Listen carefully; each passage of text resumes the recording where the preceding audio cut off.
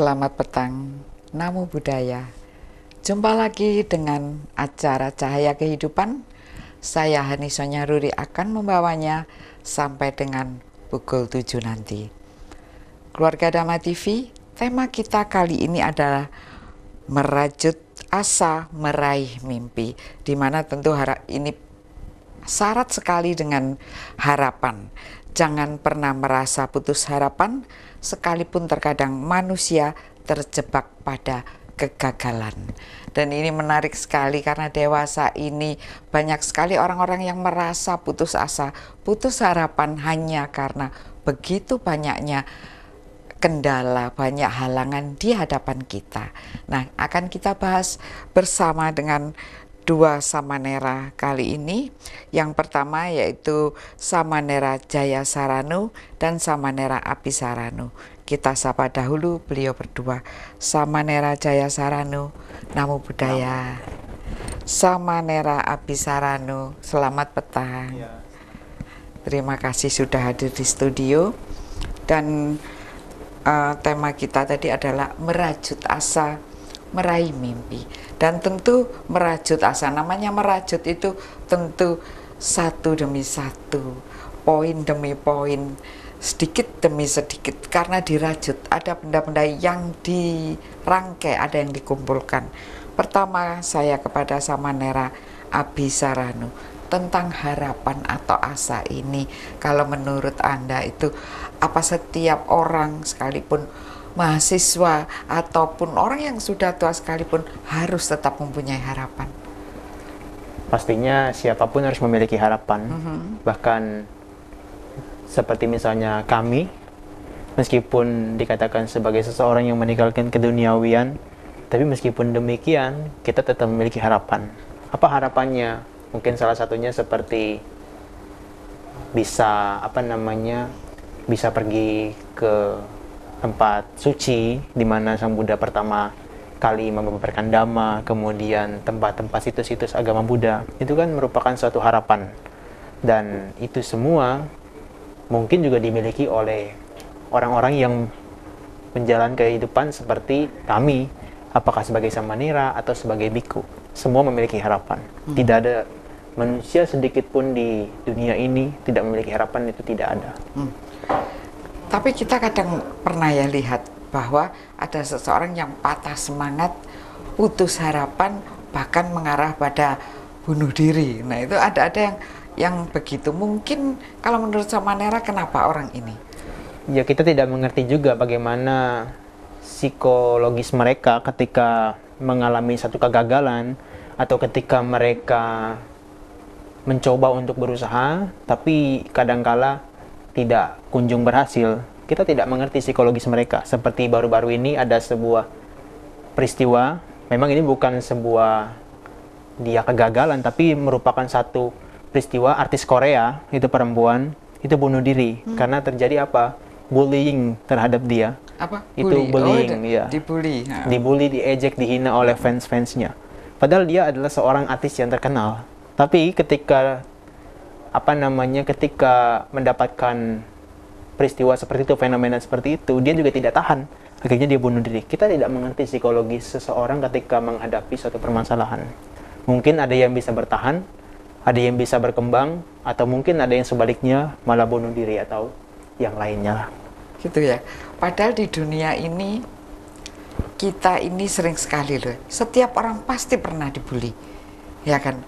Saya coba ke Samanera Jayasaranu.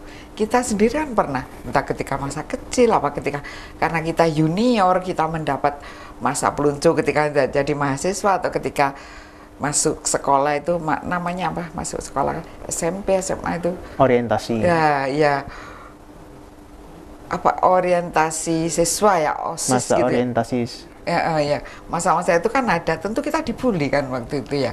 Dan juga sering kita misalnya datang terlambat di suatu pertemuan, kita juga sering dibully kadang-kadang ya. Semuanya itu kalau kita memberikan sesuatu di depan kelas semua itu kan sering kita ya. Nah itu kalau Samanera Jayasaranu apa kiatnya?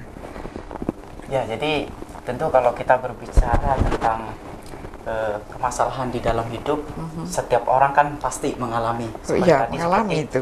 Dibully segala macam. Nah, ketika kita dihadapkan pada hal yang demikian, nah kita bagaimana cara kita memandang permasalahan itu untuk mengatasinya. Nah, setiap orang itu dalam menjalani hidup ada 3 jenis dalam memandang kehidupan. Nah, yang pertama tentunya bagi orang yang kaya. Nah, bagi orang yang kaya ini menganggap bahwa hidup ini penuh dengan kebahagiaan. Karena apa? Karena mereka penuh dengan kekayaan dan segala macam. Nah, yang kedua adalah orang yang miskin. Nah, kalau orang yang miskin ini menganggap bahwa hidup ini penuh dengan penderitaan. Nah, yang ketiga ini adalah orang yang realistis. Nah, orang yang realistis ini menganggap bahwa hidup ini adalah 2 sisi. Satu bahagia, satu menderita. Nah, sekarang bagaimana cara menghadapi ketika dia dibully? Kalau dia berpikir realistis, menganggap ya sudah, memang hidup ini seperti demikian. Nah, ini dari 3 hal ini, poin ketiga ini termasuk poin dhamma yang diajarkan oleh Sang Buddha. Jadi paling bagaimana baik ya. Ya betul. Jadi bagaimana kita memandang hidup ini sebagaimana adanya. Ada siang, ada malam. Betul. Ada bully juga ada sanjungan. Betul. Gitu ya. Jadi ketika seseorang ini dibully, tentu suatu saat juga akan dipuja.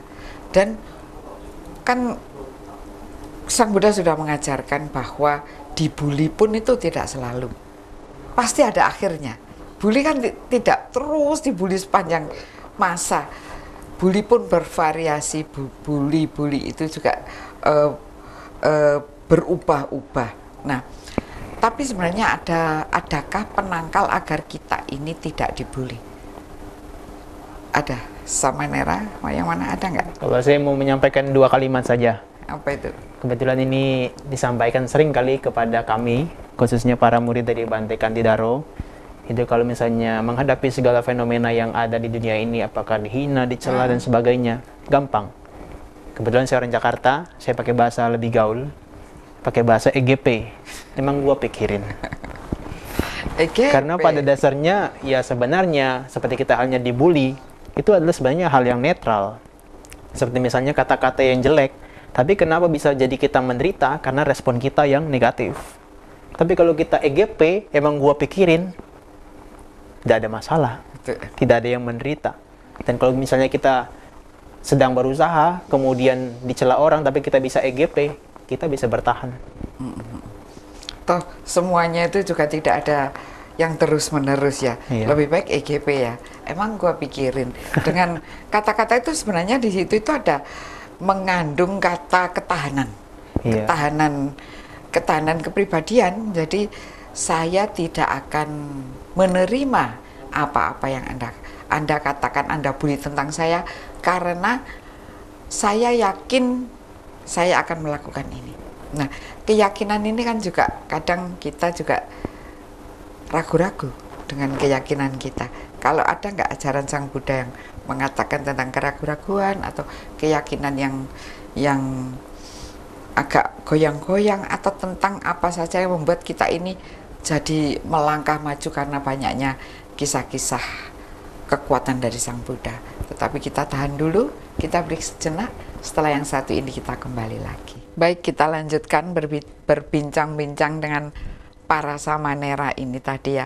Tadi Samanera Abhisarano mengatakan EGP. Nah, di dalam EGP ini ketika kita melangkah ini, kalau kita tidak lucu ya diketahuin orang ya. Jadi artinya kita harus mempunyai sesuatu keyakinan, yakin bahwa EGP, karena saya mempunyai satu tujuan, satu hal yang perlu saya yakini, manusia itu perlu punya itu agar tidak jadi bully-bulian, tidak jadi bahan tertawaan, tidak jadi bahan ejekan dan omongan. Nah, untuk mendapatkan keyakinan ya, keyakinan apa saja yang perlu dibangun Samanera Jayasarano? Ya, jadi yang perlu kita bangun tentunya untuk menggapai sesuatu yang kita inginkan. Iya. Gitu ya. Yang pertama kita harus punya yang namanya keyakinan. Nah, keyakinan ya. Dalam segala hal, kalau kita tidak punya keyakinan, maka kita tidak akan memperoleh apa yang kita inginkan. Karena modal dasar yang perlu kita miliki adalah keyakinan. Karena apa? Kalau misalkan kita tidak punya keinginan, dasar keyakinan, nanti ketika kita mau sesuatu, wah ragu, bimbang, takutnya nanti saya gagal.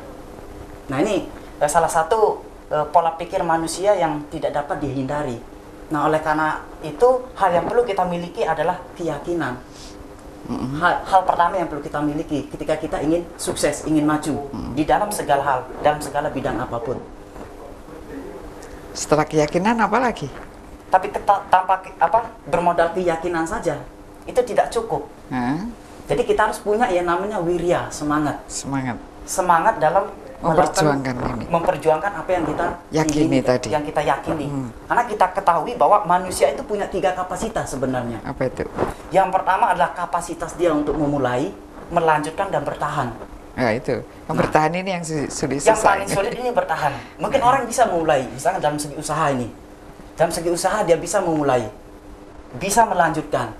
Tetapi di tengah perjalanan banyak sekali halangan, hambatan yang membuat dia jadi putus asa. Akhirnya apa? Berhenti. Kandas di tengah jalan, berhenti di tengah jalan. Nah, oleh karena itu 3 hal ini sebenarnya harus dimiliki. Apa saja sama Nera? Mulai, melanjutkan dan bertahan. Nah, ini luar biasa ya ini ya. Kalau misalkan orang pacaran gitu mau mulai, it's okay, baru mulai seneng ya, waduh mendapatkan gitu. Lah setelah itu melanjutkan lah, setelah lanjut, aduh saya ingin move on, saya ingin pindah ke lain hati. Nah ini di sini perlunya bertahan karena 3 hal ini adalah satu rangkaian seperti sebuah tim sepak bola. Untuk memulai menjadi juara gampang, untuk melanjutkan it's okay lah karena masih mempunyai. Bertahan sebagai juara ini membutuhkan mental yang besar. Dan ini sebenarnya banyak bisa kita pelajari di football sekitar kita ya, di Indonesian football ini yang jadi juara itu mesti yang itu aja kan gitu ya. 5 besar itu aja. Kenapa? Mental juara. Nah ini karena mental juara tadi ada itu ya, ada keyakinan, kemudian ada semangat, ada apa lagi sama Nera? 5 itu. Ada, kalau di dalam bahasa Buddhisnya dikatakan sebagai perhatian terhadap apa yang diyakini tadi ya. Jadi tapi sebenarnya ada hal yang paling esensial.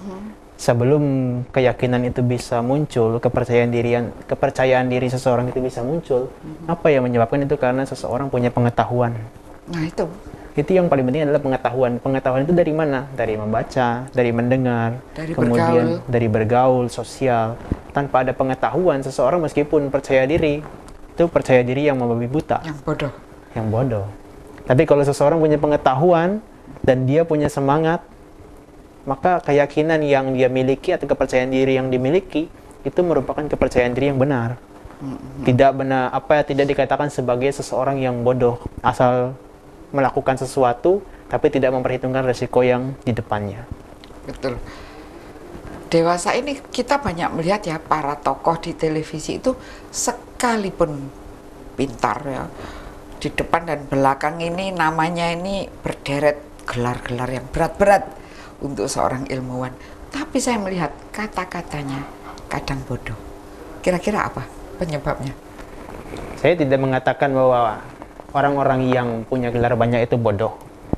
Dia pintar di dalam bidangnya. Tapi ada sebuah ilmu, namanya ilmu kehidupan, yang dikatakan sebagai dalam bahasa Buddhis itu mungkin awija. Apa itu awija? Awija itu ketidaktahuan. Apakah mereka yang punya gelar banyak itu tidak memiliki pengetahuan? Ya tentu punya. Tapi dikatakan sebagai ketidaktahuan ini, mereka bodoh, tidak bisa membedakan yang mana yang baik, mana yang benar. Dia menganggap bahwa apa yang dilakukannya sebagai yang salah, tetapi dia menganggapnya itu sebagai yang benar. Seperti tadi dikatakan, dia pintar dalam berteori dan sebagainya, tetapi dalam ucapan kurang memiliki, dikatakan sebagai attitude, etika, dan seringkali melukai hati orang atau menipu orang lain dan sebagainya. Mungkin dia pintar dalam bidangnya sendiri, tapi tidak pintar dalam baik dan benar, buruk, Tidak bijaksana. tidak bijaksana. Beda, bijaksana dengan pintar beda. Pintar adalah intelektual, tapi kebijaksanaan itu benar-benar yang dikatakan sebagai bisa membedakan mana baik dan mana yang buruk. Bahkan bijaksana itu bisa disebut pintarnya intelektual. Pintarnya. Intelektualnya pintar gitu, intelektualnya Iya. pintar. Jadi dia menjadi bijaksana. Kalau misalnya dia sekolahnya rendah saja, karena dia bijaksana, dia bisa loh mengolah sesuatu itu dengan berdasarkan logika untuk dikembangkan menjadi knowledge, pengetahuan. Tapi ada lagi satu penyakit yang parah dari orang yang kita jadi lihatnya bodoh ya, padahal dia itu gelarnya sederwencek itu ya, waduh gini, siapa namanya, Abi gitu ya, depannya ada apa, belakangnya juga ada apa, yang begitu hebat-hebat. Satu itu keserakahan. Bila itu sudah serakah, kemudian dia akan, kata-katanya ini tidak layak untuk disiarkan di media, tapi dia mengatakannya. Bagaimana itu? Samanera Jayasarana. Apa gandengannya serakah ini kok bisa begitu? Ya, jadi serakah ini sangat esensial sebenarnya dalam kehidupan manusia. Siapapun orangnya, ya setiap individu itu menginginkan sesuatu yang lebih dan lebih. Jadi serakahnya ini yang paling menonjol. Sehingga apa? Dengan keserakahan dia tidak berpikir bahwa ini merugikan diri sendiri dan juga tidak merugikan orang lain. Misalkan seperti yang tadi, misalkan punya pendidikan yang tinggi, pengetahuannya yang luar biasa, tetapi aplikasinya itu malah nol. Makanya antara teori dan praktek itu sebenarnya harus selaras katanya. Biar apa? Biar seimbang. Nah, dengan memiliki dua hal ini, nah secara otomatis di dalam menjalani kehidupan ini ya bisa selaras, bisa sejalan, bisa membuat kebahagiaan buat orang lain dan juga dirinya sendiri. Makanya kuncinya tadi seperti yang katakan bahwa serakah ini yang perlu kita hindari. Makanya dalam Buddhis itu ada 3 hal sebenarnya. Loba, dosa, moha. Apa itu? Nah, loba ini keserakahan, dosa ini kebencian, dan moha ini adalah kebodohan batin. Nah. Seperti yang tadi awija ini dikatakan Samanera di awija ini ketidaktahuan. Kalau awija. Nah, yang keserakahan ini yang salah satunya yang perlu kita kikis di dalam diri. Seperti yang tadi dikatakan keserakahan. Tapi kalau bisa tiga-tiganya. Gitu ya. Karena saya melihat itu seorang tokoh ini dia mengatakan hal bodoh ini karena kebencian. Karena kebenciannya terhadap suatu kelompok. Sehingga dia mengatakan, loh, orang ini seperti nggak ngerti, tidak mengerti hukum, tidak mengerti tata negara, tidak mengerti yang seharusnya dia bicara begitu saja. Karena kebencian tadi menyelimutinya, menyelimuti hatinya. Saya sampai berpikir dengan gelar yang sedemikian panjangnya tidak mungkin dia tidak mengerti. Tapi kebencian ini membuat merubah orang yang mendapatkan ini tadi. Tentu dia telah mengambil ilmu dan bersekolah di mana-mana sampai mendapatkan gelar yang demikian banyak ini. Tapi dia dengan bodoh mengatakannya. Karena kalau saya lihat kebenciannya terhadap suatu golongan. Nah ini tentu merusak ya. Orang baik, sekolahnya mahal, sekolah kemana-mana. Tadi sudah punya apa? Harta untuk sekolah, punya link pengaruh ya, punya anak buah. Berarti kan dia mulia. Tapi sayangnya dia berkata-kata seolah-olah dia bodoh. Tentang tadi awija atau kebodohan batin itu menyelimuti apa saja, Samanera? Saya tadi mau menjawab yang tentang apa? Apa itu? Temannya si serakah siapa? Iya. Dalam teks-teks yang pernah saya baca, itu dikatakan sebagai ada yang membuat seseorang jadi serakah. Apa itu turut teman-temannya? Itu yang pertama adalah seperti pandangan salah. Pandangan salah apa? Pandangan salah menganggap bahwa kehidupan ini adalah sesuatu yang kekal. Sehingga ketika dia melakukan sesuatu dan mampu mencapai sesuatu yang katakanlah sukses, dan dia menganggap bahwa oh inilah aku yang mencapai pencapaian ini. Dan kemudian ada temannya yang lain. Apa itu? Kesombongan. Ketika seseorang yang tadi itu adalah inilah diriku yang mencapai pencapaian sukses ini. Tapi ada namanya temannya kesombongan juga. Itu ketika seseorang mencapai suatu pencapaian yang dikatakannya sukses, dia memiliki kesombongan apa? Inilah aku. Tidak ada yang melebihi aku. Begitu juga seperti yang gelarnya banyak. Kalau yang gelarnya banyak melihat orang-orang yang di bawahnya dia, pasti dia akan melihatnya, oh dia lebih rendah. Tapi sebenarnya merendahkan orang lain itulah bentuk kesombongan. Kemarin saya mendengar salah satu cerita bahwasanya ada seorang bante itu kan memiliki wihara yang tempatnya tinggi sekali, dan dia mengajak orang yang gemuk, yang badannya besar untuk naik ke paling atas tangga. Dan kemudian orang itu disuruh lihat ke bawah. Coba lihatlah ke bawah. Lihat orang-orang di bawah situ. Apakah Bapak lihat kecil kan ya mereka? Ya mereka kecil semua. Tapi sadar nggak? Bapak sendiri di sini, orang-orang yang di bawah apakah melihat Bapak? Tidak. Begitu pula kesombongan. Ketika kita melihat orang lain itu semuanya kecil dan tidak lebih besar daripada kita, maka sebenarnya orang yang kita rendahkan pun menganggap kita itu sebenarnya tidak ada apa-apanya. Karena nggak kelihatan. Karena nggak kelihatan. Makanya sebenarnya bahaya daripada kesombongan, keserakahan, dan juga satu lagi adalah pandangan salah. Karena menganggap kita ini adalah yang mencapai sesuatu, itu membuat kita menjadi apa? Membuat problem-problem di dalam kehidupan ini. Saling bertengkar, tadi yang dikatakan kebencian, saling menyalahkan orang lain, saling menindas, kemudian dan sebagainya itu menjadi satu permasalahan akibat karena apa? Keserakahan. Keserakahan ini bisa melahirkan kebencian. Ada satu lagi sama Nera. Apa itu? Bagaimana seseorang bila dia itu mempunyai ambisi. Jadi terus dia ambisi itu kalau menurut saya sih termasuk serakah dan sombong. Kalau menurut sama Nera bagaimana itu? Kalau menurut saya ambisi adalah sesuatu yang wajar dimiliki oleh manusia karena sifatnya netral. Tapi kalau misalnya dia ambisi sampai menghabisi orang lain, melukai orang lain, dan hanya menguntungkan dirinya sendiri, maka itu adalah sesuatu yang salah. Tapi kalau ketika dia berusaha memiliki ambisi, ada masalah. Kalau selama masih kadang-kadang ambisi bisa menyengsarakan seseorang loh. Ya, itu tadi yang saya katakan. Tetapi kita tahan sejenak, kita akan jawab setelah yang satu ini tetap di Dhamma TV. Keluarga Dhamma TV menarik sekali berbincang-bincang dengan para samanera ini ya. Mereka adalah mahasiswa Sekolah Tinggi Agama Buddha Kertarajasa ya, Kertarajasa di Jalan Ngandat sekarang IR Soekarno, dulu Mojorejo nomor 44. Tapi sekarang ada nama baru Jalan Insinyur Soekarno 44 Ngandat Batu. Jadi sebelum sampai ke Batu. Dan tema kita adalah tentang meraih asa untuk meraih mimpi, merajut asa untuk meraih mimpi. Nah, kita tadi sampai pada ambisi.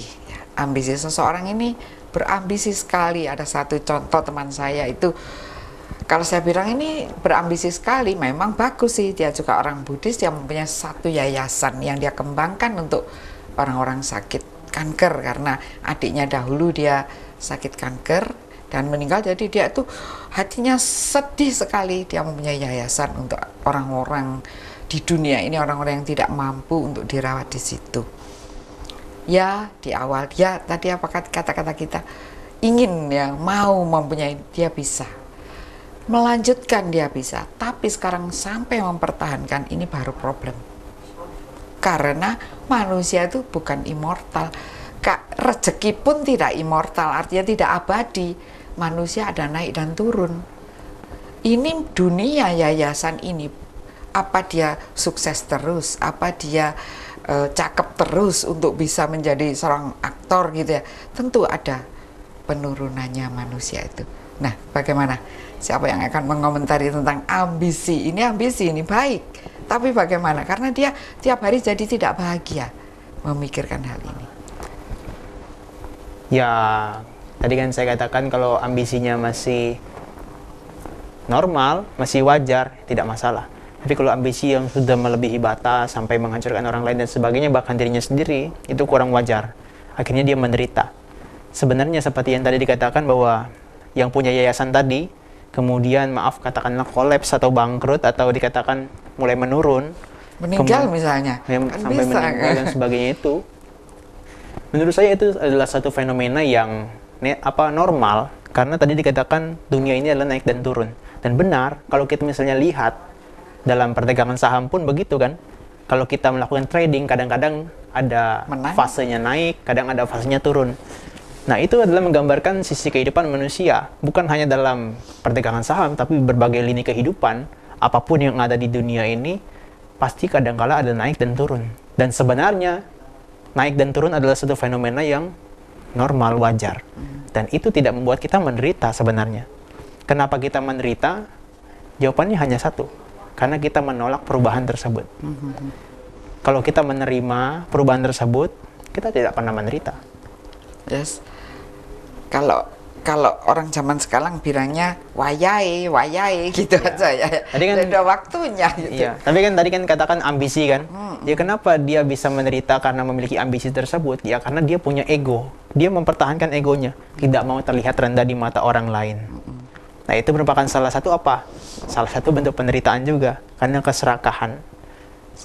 Karena pada dasarnya kenyataannya dia mengalami penurunan, tapi dia menolak. Karena apa? Karena memiliki ego. Tidak mau dirinya jatuh dan ditertawakan oleh orang lain. Tapi kalau dia bisa menerima dan kemudian bangkit kembali, tidak ada yang menderita. Semoga begitu. Karena dia cita-citanya sih luhur, cita-citanya bagus, dan memang sudah terbukti bertahun-tahun memang dia suka sekali memberikan hasilnya ini untuk orang-orang yang kekurangan di dunia ini. Tetapi ya itu tadi, semua tidak ada yang abadi, semua bisa Tidak saja kekal. pasang surut begitu ya. Dan jujur aja itu tadi bukan kalimat saya, tapi ya para bijaksana, mulai dari Sang Buddha dan para murid-muridnya yang para bijaksana itu mengatakan demikian. Saya hanya mengutip. Sebenarnya dibutuhkan apa? Kerelaan sih sebenarnya. Jadi ketika orang dihadapkan pada permasalahan seperti apa? Bangkrut. Kalau misalkan tetap pada ambisi kita, ya muncul apa? Penderitaan, penderitaan dan penderitaan. Nah, oleh karena itu apa? Bagaimana kita bisa menerima hal itu dengan apa? Lapang dada. Sebab apa? Seperti yang dikatakan Sang Buddha, apa? Kerelaan. Kita belajar untuk melepas. Bukan berarti kita pesimis. Bukan. Tapi bagaimana kita memandang hal itu sebagaimana adanya. Wajar. Bahwa kewajaran.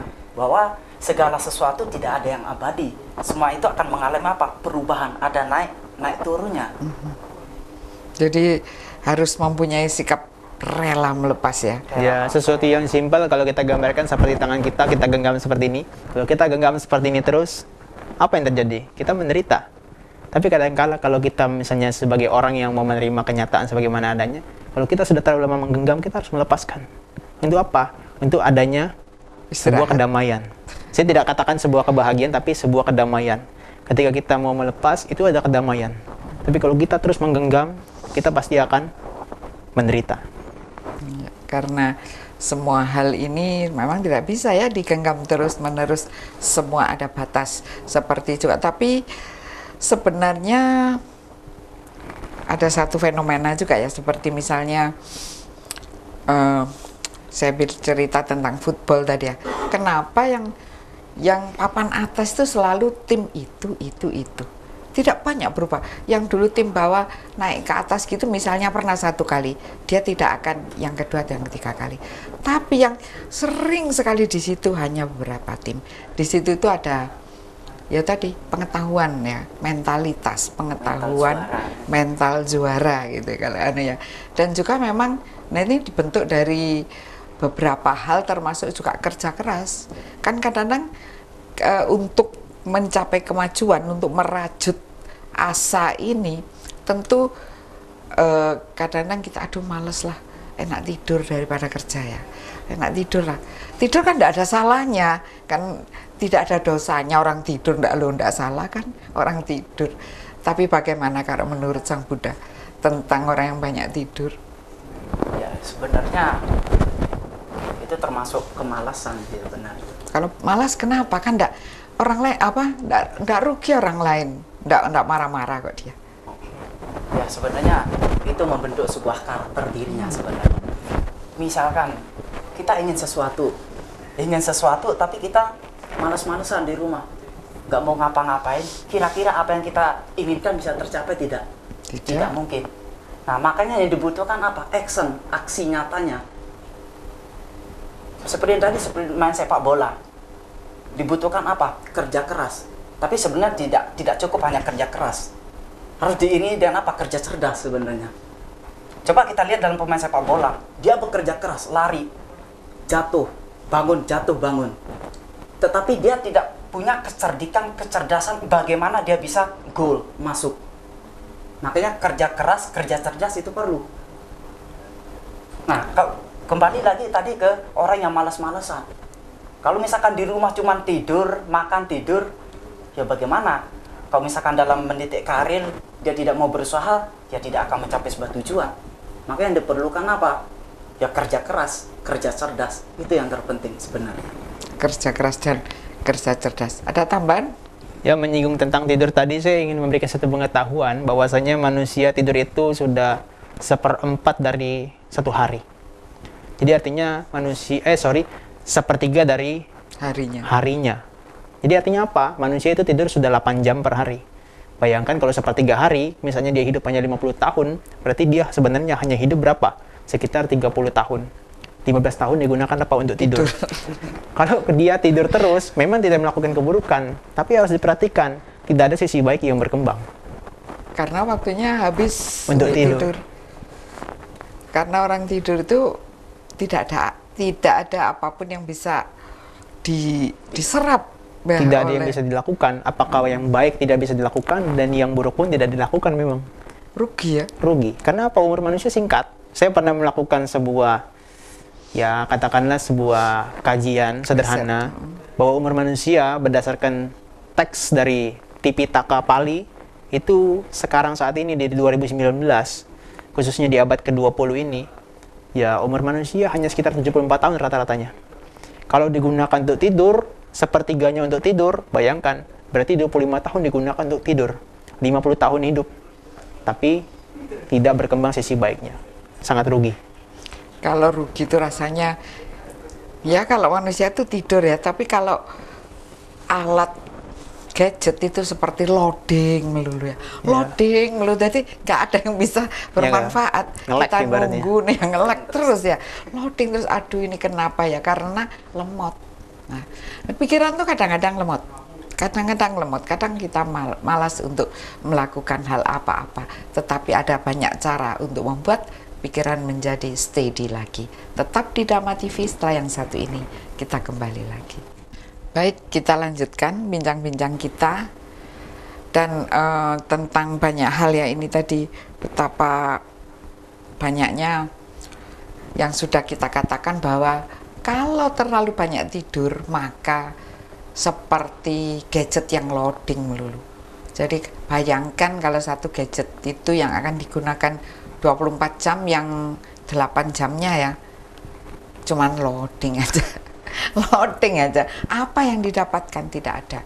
Tetapi pikiran itu harus dilatih, harus disegarkan terus, karena pikiran itu sebenarnya lincah. Pikiran itu maunya kemana-mana, tiap hari, setiap detik berpikir, maunya berpikir, loncat sini, loncat sana, sebentar duduk di sini, sebentar sudah sampai Surabaya, sebentar lagi sudah beli makanan, masakan Padang di Padang sana, nanti kembali lagi beli bali telur di Pulau Bali, beli empek-empek ke Bandung. Itu hanya dilakukan dalam 5 menit, sudah lari ke sana kemari pikiran, luar biasa. Dan seperti juga halnya gadget, seperti halnya komputer, pikiran itu harus tidak dimuati hal yang banyak-banyak. Jadi kalau dimuati hal banyak-banyak, lemot dia, loading melulu, karena tanpa tujuan tadi, tidak ada goal yang akan dicapai. Padahal untuk merajut asa meraih impian ini nomor satu ada goal. Kalau kita sudah tahu goalnya di situ, goal palnya di situ, kita tinggal merancang serangannya kemana. Tapi kalau goal aja nggak punya, ini berbahaya sekali dan banyak. Hati-hati, banyak sekali pemirsa Dhamma TV yang tidak mempunyai goal ke depan. Saya sudah tua. Saya sudah senang hidup begini aja, sudah lihat anak cucu begini aja, sehingga tidak ada kebaikan yang berkembang. Ini juga loading, karena tidak ada yang dilakukan ya, tidak ada, sayang hidupnya sayang. Tetapi kalau kita melihat yang mulia Bante Kandi, yang mulia Bante Jayamedo, wah beliau seperti artis ya, kemana terus luar negeri terus Bante Jayamedo. Bante Kandi selalu merawat para samanera dan atasilani dengan segala kebijaksanaannya. Beliau luar biasa. Pikirannya terus berpikir, raga boleh menurun, tetapi smartnya, kepandaiannya boleh berguru kepada yang mulia Bante Kandi. Di sana Anda mendapatkan hal yang mulia. Jadi hal yang seperti ini perlu latihan. Banyak sekali orang yang akhirnya pikirannya menjadi lemot karena tidak pernah latihan. Apa latihan berpikir? Bukan, malah latihan mengosongkan. Kalau ini komputer, udah delete yang nggak perlu delete, supaya enteng, dia cepat, nggak loadingnya nggak lambat. Ini betul. Nah, tentang kepada Samanera Jayasarano tentang bagaimana mengosongkan pikiran, tentang kontemplasi, meditasi, dan supaya smart. Bagaimana menurut Samanera? Silakan. Sebenarnya kita berangkat dari pola pikir manusia ya. Jadi pola pikir manusia itu bermacam-macam. Ada yang baik, ada yang jelek. Nah, lalu bagaimana cara kita menata pikiran ini agar menjadi baik, agar menjadi bagus? Agar bermanfaat? Agar bermanfaat, baik untuk diri sendiri dan juga untuk orang lain. Makanya Bante Kandi itu selalu menekankan, ayo kita meditasi. Oh ya? Menekankan meditasi. Karena apa? Karena ini adalah salah satu cara mengubah pola pikir kita yang tadinya tidak baik menjadi baik. Makanya tadi dikatakan pikiran manusia itu kemana-mana, ya, katanya ke Surabaya lah, kemana lah. Kalau Sang Buddha mengatakan itu mengumpamakan itu seperti apa? Seperti kera. Kalau kera itu dia lompat dari ranting yang satu ke ranting yang lain, liar. Nah, pikiran manusia juga demikian, liar sekali. Mungkin kalau misalkan ruangan ini bisa kita ukur, kecepatan itu bisa diukur, tapi kecepatan pikiran siapa yang bisa mengukur? Tidak bisa. Makanya berhati-hatilah dengan pikiran Anda bagaimana sendiri. kita menata pikiran bisa bermanfaat untuk diri sendiri dan juga untuk orang lain. Begitu tak? Apa Samanera bilang pikiran itu harus diawasi ya. Pikiran kita sendiri berbahaya. Samanera Jayasarano mengatakan hati-hati dengan pikiran Anda sendiri. Kenapa begitu? Sekarang Samanera Abhisarano. Ini menyambung dengan Pancabala yang dikatakan tadi bahwa manusia sebenarnya punya 5 kekuatan. Tadi 2 kekuatan sudah dikatakan seperti halnya kepercayaan diri. Yang pertama dan yang kedua adalah semangat. Tetapi sebenarnya manusia itu memiliki kekuatan yang ketiga, keempat, dan kelima. Apa itu? Apa itu? Selalu sadar, punya konsentrasi dan kebijaksanaan. Tadi dikatakan apakah meditasi bisa membuat seseorang jadi smart, pintar? Saya setuju. Kenapa? Karena di dalam meditasi kita diarahkan untuk apa? Mengembangkan perhatian. Perhatian itu adalah kekuatan yang ketiga. Dari mengembangkan perhatian, maka kita akan bisa fokus. Fokus apa? Terhadap apa yang kita amati ketika saat kita sedang bermeditasi. Nah, ketika kita bisa konsentrasi dengan apa yang kita amati, maka sebenarnya kalau itu dibawa dalam kehidupan sehari-hari, luar biasa. Itu luar biasa. Kenapa? Contohnya apa? Karena arti daripada perhatian sebenarnya bukan hanya sekedar perhatian, tapi adalah dikatakan sebagai mengingat sesuatu. Maka tadi dikatakan Bante Kandi Daro meskipun umurnya 88 tahun, tapi ini bukan saya sombong, tapi beliau masih menghafal satu buku Parita itu masih hafal tanpa lihat buku kalau kita sedang puja bakti. Sedangkan yang muda-muda kadang-kadang tidak hafal. Nah, ini merupakan apa? manifestasi atau katakanlah dampak dari seseorang sedang bermeditasi, melatih fokusnya, apa yang sedang dilakukan saat ini, itulah yang membuat katakanlah Bante Kantidaro itu menjadi orang yang di usia senja masih mampu mengingat segala sesuatu. Karena jarang sekali umur 88 tahun biasanya sudah pikun. Ya. Tapi beliau masih bisa mengingat. Tubuh boleh berkurang, tapi pikiran justru semakin berkembang.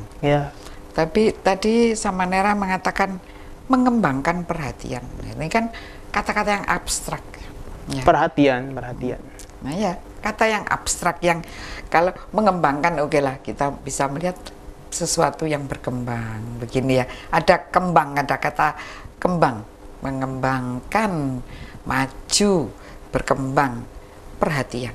Nah ini adakah Samanera yang bisa menerangkan mengembangkan perhatian? Contoh langsung enggak apa-apa. Kalau kita bicara dalam konteks dunia meditasi, ya kita mengembangkan perhatian ini terhadap objek meditasi kita. Artinya apa? Misalnya ketika kita sedang mengamati nafas kita misalnya kita amati di kedua lubang hidung kita atau naik turunnya perut. Nah itu sebenarnya kalau kita memperhatikan terus-menerus, itu kita dikatakan sebagai mengembangkan perhatian. Nah itu juga bisa dilakukan dalam kehidupan sehari-hari. Misalnya ketika kita sedang mengendarai mobil, kita butuh perhatian di situ. Nah karena kita perhatian terus-menerus, maka kita konsentrasi. Kalau tidak ada perhatian, ketika mengendarai mobil, tapi kita berpikirnya sedang katakanlah ngobrol dengan orang lain, menelpon dan sebagainya, bisa terjadi kecelakaan. Dan ini penting sekali. Karena merupakan salah satu kekuatan manusia, batinnya memiliki kekuatan berupa apa? Memiliki perhatian dengan apa yang sedang dilakukan. Maka, maaf, katakanlah Bante Utamo sering mengatakan, yang paling penting di dalam hidup ini adalah kita mengetahui saat ini kita sedang apa. Tidak memikirkan yang lalu, dan juga tidak mengkhawatirkan yang akan datang. Maka sebenarnya di situ seseorang sudah memiliki perhatian. Perhatian apa? Terhadap apa yang ada saat ini. Betul. Kadang-kadang kan begini ya, ada orang yang bilang jalan itu sudah di hati. Saya sudah jalan untuk hati-hati, tetapi masih bisa jatuh. Ini yang mungkin bagi orang tua ya, mungkin karena masih bisa jatuh karena sudah tubuhnya sudah tidak sesigap zaman muda. Oke lah, masih bisa. Tetapi banyak juga orang muda, ya, orang muda ini jalan itu loh. Malah rasanya lebih banyak orang muda yang jatuh daripada orang tua yang enggak. Ya kan? Lebih banyak orang muda yang jatuh. Coba kalau kita mau ikut asuransi, lebih mudah lebih mahal. Asuransinya ya kan, karena gampang mati. Iya toh, naik sepeda motor, kamu masih muda mahal asuransimu, karena kamu gampang mati, kamu gampang kecelakaan. Itu sudah dihitung. Ini dunia yang menghitung. Jadi orang muda itu tidak mengembangkan perhatiannya. Ini sungguh sesuatu yang sayang sekali.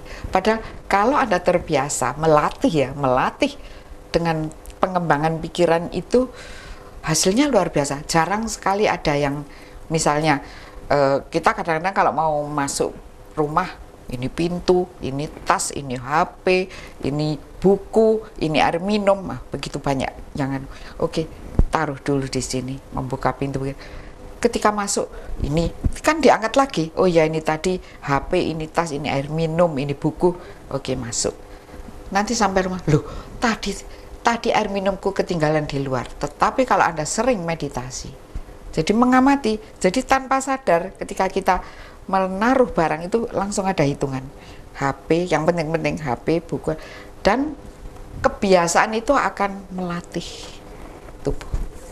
Dan saya mau tambahkan dari segi psikologis, dari segi psikologi, kalau kita sering melatih mengembangkan meditasi, sebenarnya itu sangat membantu kita dalam mengontrol emosi. Dan di sisi lain, dari segi medis, ketika kita sering mengembangkan batin kita, fokus terhadap apa yang kita lakukan saat ini, maka sebenarnya di dalam ilmu medis, sel-sel yang negatif itu tidak diproduksi oleh pikiran. Dan justru pikiran memproduksi sel-sel yang positif. Dan itu membantu sel-sel tubuh kita menjadi sehat. Mudah lagi, lebih mudah. Mudah lagi. Dan selain itu ya dikatakan lebih smart. lebih pintar. Kenapa? Karena sel-selnya normal. Dibandingkan orang yang suka marah-marah, emosinya tidak terkontrol, maka semua materi-materi yang ada di tubuhnya itu yang muncul adalah yang negatif. Ya, merontokkan segala hal yang ada di dalam tubuh. Kanker, tumor itu bisa muncul. Karena seirama, karena sel yang baik menurun kan ya. Iya. Karena jadi Kak Mara tadi, sel-sel yang negatif berkembang, ketika ada sel kanker, seribit, match ya, dengan tubuh, hati-hati. Jadi orang yang marah, yang tertekan, yang terlalu sedih, terlalu putus harapan, akan gampang terkena makhluk dari dunia keberapa kedua ya. Kanker itu ya, kelaparan, dia kan gentayangan itu akhirnya menyatu menjadi ke dalam tubuh menjadi satu penyakit. Jadi hati-hati. Tetapi pengembangan tentang meditasi Samanera Jayasaranu, silahkan.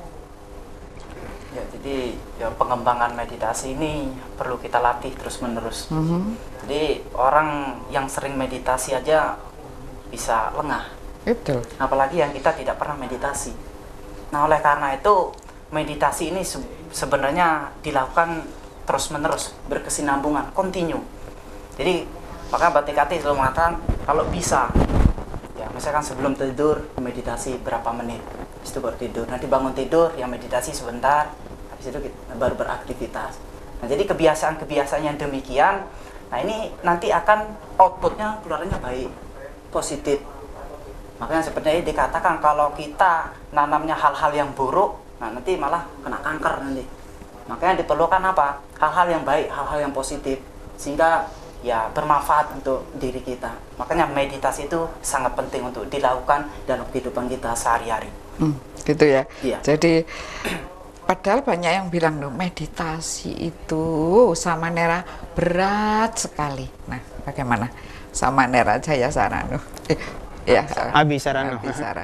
Ya, saya nggak mau katakan itu sebagai ringan juga. Oh gitu. Karena mungkin kadang-kala batin kita dalam salah satu zona yang mungkin sedang lamban, sedang malas. Ya di saat itu juga kita mungkin merasa berat ketika mau meditasi. Nah tetapi kita harus tahu bahwasannya meditasi itu bukan hanya sekedar budaya India sekarang. Itu berkembang di budaya Eropa sekarang. Di dunia Barat sekarang ini malah dikembangkan. Oke, coba sih, ini menarik sekali bahwa ternyata Eropa juga mengenal meditasi di bidang apa. Setelah yang satu ini kita akan jawab dari Abhisaranu, tetap di Dhamma TV. Menarik sekali, kita juga sudah sampai pada segmen terakhir tadi. Saya pada Samanera Abhisaranu bahwa tadi beliau berkata bahwa tidak hanya milik orang-orang timur yang konon katanya suka meditasi, bahkan kita sendiri orang yang paling timur itu kita juga tidak suka meditasi, tetapi konon dunia barat itu identik dengan Eropa dan Amerika juga sudah mengenal meditasi. Coba Samanera Abhisaranu dijelaskan. Ya, salah satunya buktinya, saya lupa negara apa tetapi masih di dalam belahan dunia barat. Itu bahkan di jalan-jalan itu menyediakan sebuah fasilitas untuk bermeditasi. Apa fungsinya bagi mereka? Mereka berpikir bahwasanya ini sebuah jawaban dari permasalahan semua psikologis. Ketika mereka beraktivitas dalam keseharian, berbagai pikiran mereka menjadi semeraut, sehingga mereka butuh waktu untuk relaksasi. Sehingga meditasi ini dijadikan sebuah sarana bagi mereka untuk merelaksasikan pikiran. Nah, oleh karena itu di dunia barat sekarang sangat berkembang sekali, bukan hanya untuk terapi psikologis, tetapi juga digunakan untuk apa? Terapi medis. Kadang-kala beberapa penyakit tidak bisa ditemukan obatnya, tetapi lewat jalur meditasi sebagai sarananya bisa menjadi sebuah jawaban. Nah, menyambung tadi yang saya katakan sebagai pancabala, yang seperti Samanera Jayasaranu juga katakan, tadi yang pertama ada yang namanya kepercayaan diri, kemudian ada semangat, kemudian ada perhatian atau kita selalu sadar terhadap apa yang kita lakukan, ada konsentrasi, kita melatih meditasi dalam keseharian, dan sebenarnya ada yang lebih penting, itu namanya kebijaksanaan sebagai yang terakhir. Kita manusia hidup dimanapun, apapun tujuan kita, apapun yang sedang kita lakukan, kita butuh kebijaksanaan. Seperti halnya tadi yang dikatakan, yayasannya bangkrut tapi tidak mau melepaskan. Kalau kita punya kebijaksanaan, kita harus tahu, penuh pertimbangan, penuh perenungan, bahwasannya oh ini merugikan, atau oh ini menguntungkan. Kita harus bisa menimbang maka di situ adalah letak kebijaksanaan, bukan seperti yang tadi dikatakan gelarnya banyak. Itu bukan kebijaksanaan, itu adalah sebuah pencapaian dari akademik. Tapi kalau kebijaksanaan, dia bisa mengetahui, bisa merenungkan mana yang baik untuk dirinya, mana yang buruk untuk dirinya. Nah, oleh karena itu, siapapun yang ingin mencapai sebuah pencapaian dalam kehidupan ini, bahkan Sang Buddha, ini menggunakan 5 kekuatan ini. Bukan hanya Sang Buddha, para murid-muridnya pun mengembangkan 5 kekuatan ini di dalam dirinya, hingga mereka mampu mengetahui hal-hal yang di luar nalar manusia. Kalau menurut Samanera, kebijaksanaan ini kan tidak gampang diperoleh dan sukar diajarkan. Ya, sukar diajarkan. Karena kebijaksanaan ini mutlak pengembangan kepribadian, memang hasil berpikir kebijaksanaan ini. Bahkan mungkin 4 hal ini baru mampu menghasilkan yang kelima. Bila 4 hal ini yakin, kemudian tadi apa?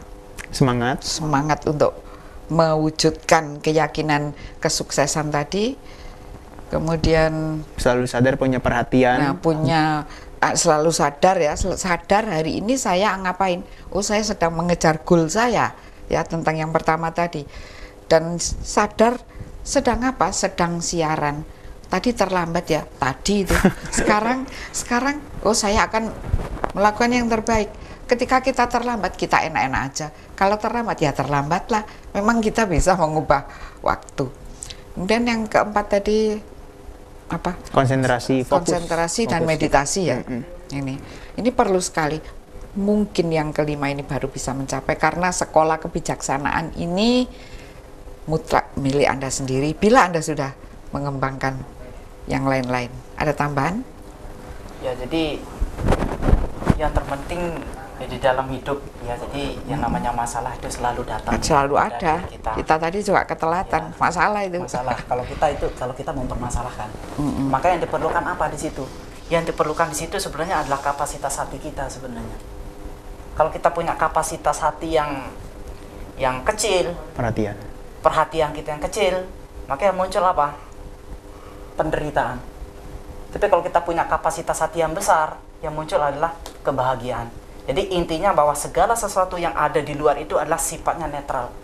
Jadi tergantung bagaimana kita merespon, bagaimana pikiran kita. Maka yang diperlukan apa? Kebijaksanaan.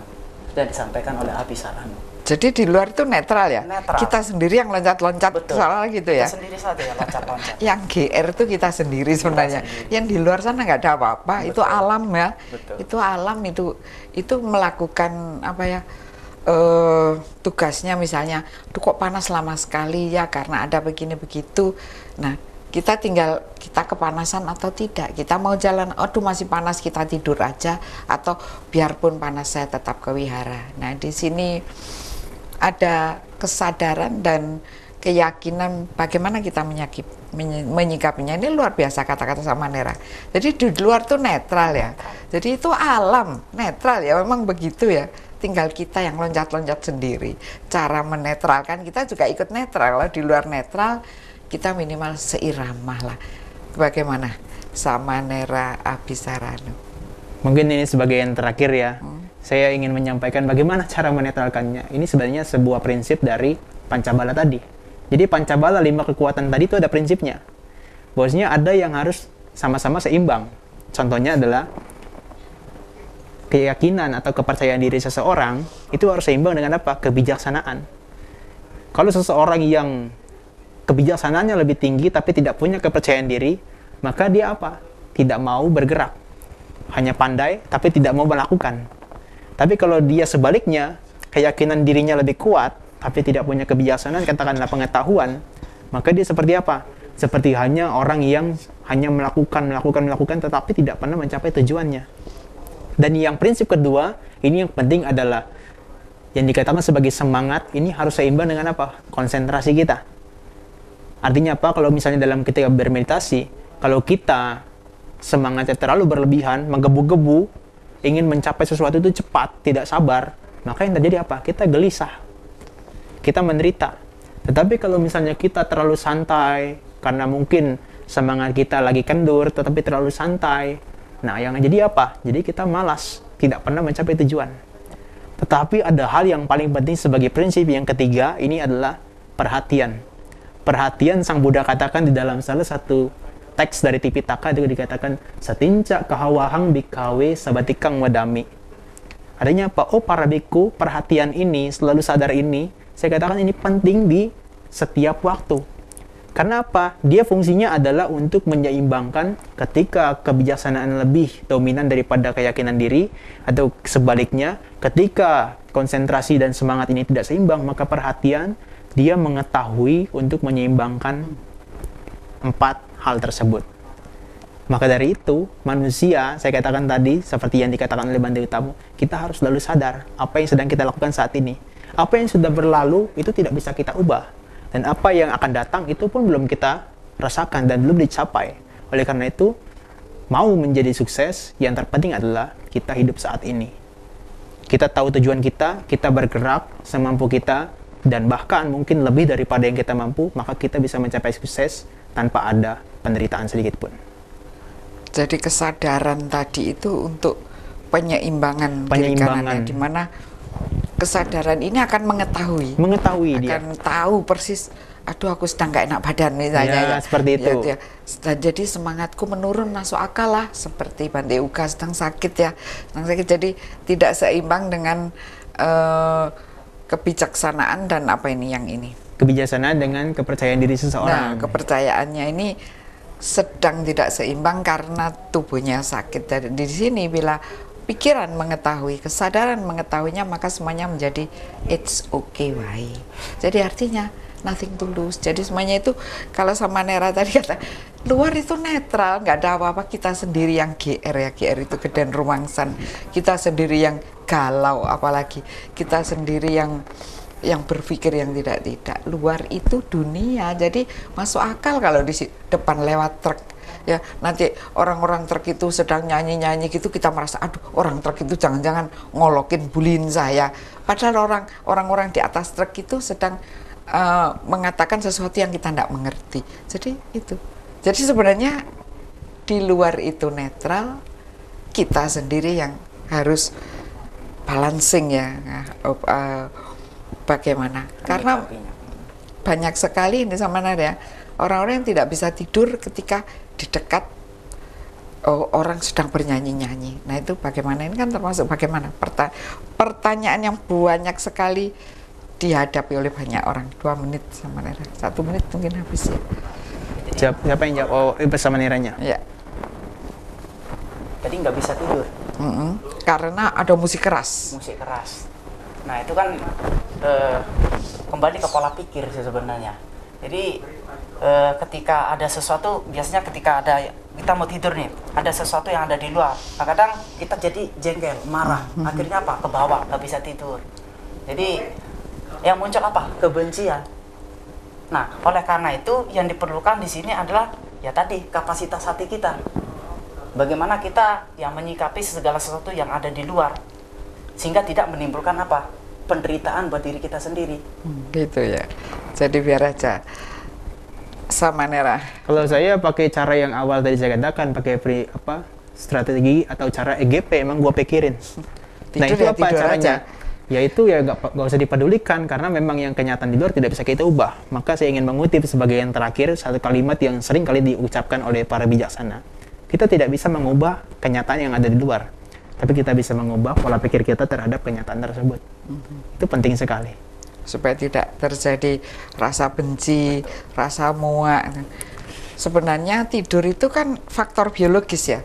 Jadi apapun musiknya, kalau badan sudah mau tidur, tidurlah. Dan Sang Buddha mengajarkan jangan terlalu banyak tidur agar merajut asa ini tetap terus Anda bisa lakukan untuk meraih mimpi, meraih sukses yang lebih besar. Terima kasih sama Nera, sampaikan kepada Yang Mulia Bante Kanti, salam sembah sujud saya. Keluarga Dhamma TV, kita sampai sudah di ujung acara. Saya Hani Sonyaruri beserta seluruh kerabat kerja mohon pamit. Semoga semua berbahagia, semoga semua makhluk berbahagia. Sadhu.